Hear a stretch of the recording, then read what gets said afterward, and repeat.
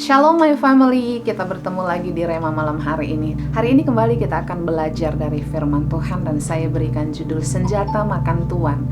Tentunya kita sudah pernah membaca kitab Ester. Saya yakin Bapak Ibu sudah pernah membaca. Nah, ada sebuah tragedi besar, itu rencana pembantaian massal yang direncanakan oleh Haman untuk seluruh orang Yahudi yang ada di kerajaan Ahasiweros, mulai dari Ethiopia sampai ke India.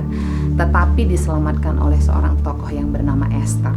Ada 3 tokoh utama yang terdapat di dalam kitab Ester. Tentunya salah satunya Ester sebagai ratu pengganti Wasti. Kemudian yang kedua adalah Haman, orang kedua setelah Raja Ahasiweros. Dan yang ketiga adalah orang Yahudi yang bernama Mordekai yang tinggal di benteng Susan yang mengasuh Hadasa ataupun Ester. Bagaimana kok bisa terjadi rencana pembantaian massal terhadap orang Yahudi? Nah, ada satu kisah disebutkan bahwa ketika Haman sudah dilantik menjadi orang kedua di kerajaan Ahasiweros, maka raja mengeluarkan sebuah perintah bahwa ketika orang-orang, pegawai-pegawai maupun orang-orang lain yang melihat Haman lewat, dia harus sujud menyembah dan memberikan penghormatan. Dan ini yang tidak dilakukan Mordekai.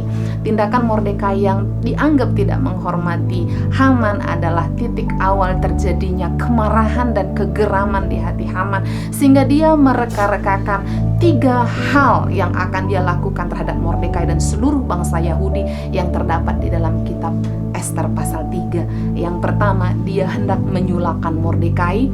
Kemudian yang kedua, dia hendak menghapuskan atau membasmi seluruh orang Yahudi di kerajaan Ahasiweros. Dan yang ketiga, merampas seluruh harta benda yang dimiliki orang Yahudi.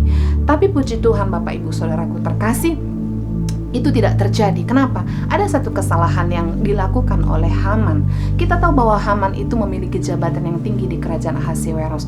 Tapi satu hal yang kita pelajari, ketika kita menggunakan jabatan, posisi, kepercayaan yang diberikan kepada kita untuk sesuatu yang tidak berkenan di hadapan Tuhan, apalagi sampai membasmi dan membinasakan orang lain, maka itu adalah titik awal kita kehilangan segala sesuatu yang kita miliki. Dan itu yang dialami oleh Haman. Bapak Ibu Saudaraku terkasih, kita melihat bahwa ada satu hal yang dilakukan Tuhan terhadap Mordekai di dalam Ester 6 ayat 4. Pada waktu itu Haman sudah mendirikan 2 tiang untuk menyulahkan Mordekai. Dan pagi itu dia menghadap raja untuk melaporkan kejahatan yang dilakukan Mordekai supaya dia bisa disulahkan. Tetapi tindakan Tuhan itu sangat dahsyat, luar biasa. Pada hari yang sama, Raja Ahasiweros, dari cerita pembacaan sejarah yang dia buka, didapatkan bahwa Mordekai pernah menyelamatkan raja dan dia belum mendapat hadiah. Jadi pada saat Haman hendak melaporkan Mordekai, justru pada saat itu juga Raja Ahasiweros memberikan penghargaan yang setinggi-tingginya kepada Mordekai. Dan tentu saja itu membuat hati Haman semakin panas, sehingga dia memerintahkan seluruh pegawai-pegawainya untuk mengirimkan surat ke 120 daerah yang dikuasai oleh Raja Ahasiweros dengan perintah bahwa pada bulan Adar akan dilakukan pembantaian massal terhadap semua orang Yahudi.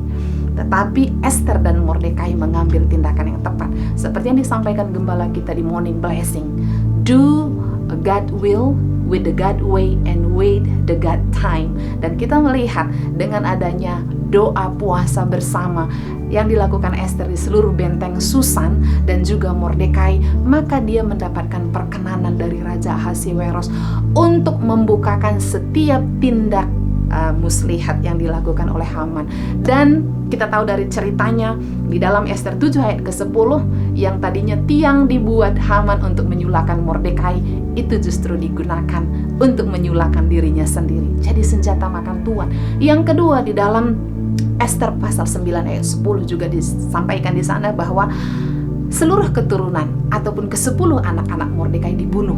Tadinya dia merencanakan pembunuhan massal terhadap orang Yahudi dan seluruh keluarga Yahudi, tapi senjata makan tuan, keluarganya justru yang dibunuh semuanya.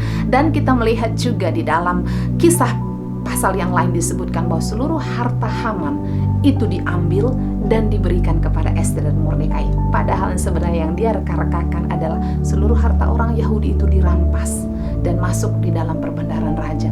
Tapi itu diputarbalikkan Tuhan, hartanya itu diambil untuk Ester dan Mordekai.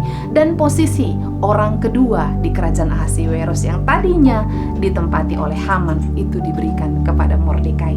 Apa yang kita dapatkan dari kisah Ester, Bapak Ibu Saudaraku? Jangan pernah mereka-rekakan sesuatu yang jahat, apalagi menggunakan posisi dan kepercayaan yang kau miliki. Karena pada saat engkau mereka-rekakan sesuatu dan menyalahgunakan kepercayaan, itu adalah titik awal engkau kehilangan segala sesuatu.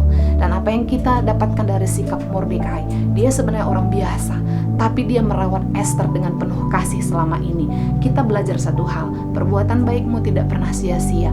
Mungkin salah satu orang yang engkau pernah tabur kebaikan padanya, justru itu yang menyelamatkanmu dan bisa mengangkatmu ke permukaan. Jadi Bapak Ibu Saudaraku terkasih, mari terus melakukan yang baik, mari terus mereka-rekakan sesuatu yang luar biasa yang membangun banyak orang, supaya hidup kita tetap ada di dalam kehendak Tuhan. Tuhan Yesus